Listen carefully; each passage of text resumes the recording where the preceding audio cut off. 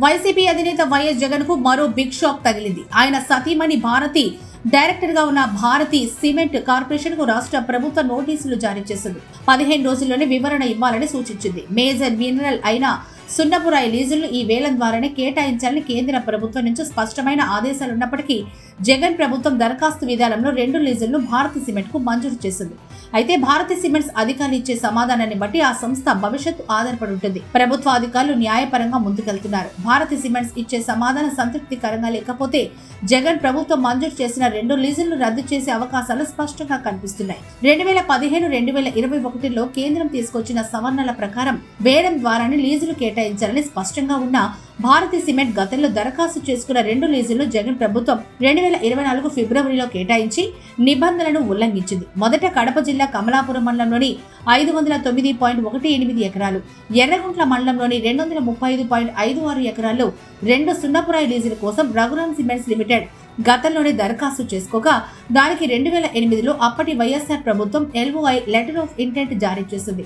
Mining plan కు అనుమతి, పర్యావరణ అనుమతులు వంటివి అన్ని తెచ్చుకుంటే లీజులు మంజూరు చేస్తారు. అయితే భారతి సిమెంట్ అన్ని అనుమతులు పొందలేకపోయింది. అలాగే LOI రఘురామ్ సిమెంట్ పేరిట జారీ చేస్తే లీజు భారతి సిమెంట్ పేరిట మారిన విషయాన్ని కూడా ప్రభుత్వానికి తెలియజేయలేదు. ఇక భారతి దానిలోనే ACC రామ్కోకు లీజులు. మరోవైపు భారతి సిమెంట్ తరహాలోని కడప జిల్లా మైలవరం మండలంలోని 997 హెక్టార్లలో సున్నపురాయి లీజ్ కోసం దరఖాస్తు చేసుకున్న ACC సిమెంట్స్ కు 2023 సెప్టెంబర్లో లీజు మంజూరు చేస్తూ జగన్ ప్రభుత్వం ఉత్తర్వులు జారీ చేసింది. అదే కారణాన్ని భారతి సిమెంట్ కూడా చూపించి గత ఏడాది సార్వత్రిక ఎన్నికల షెడ్యూల్ విడుదలకు సరిగ్గా నెల ముందు భారతి సిమెంట్ కు 2 లీజులను జగన్ ప్రభుత్వం మంజూరు చేస్తూ ఉత్తర్వులు జారీ చేసింది. ఇక ఎన్టీఆర్ జిల్లా జగ్గయ్యపేట మండలం జయంతిపురంలోని రామ్కో సిమెంట్ కు 2008లో 267.30 ఎకరాల్లో సున్నపురాయి లీజుకు LOI జారీ కాగా తర్వాత అది కూడా కేంద్ర ప్రభుత్వ సవరణ మేరకు లీజు పొందలేకపోయింది.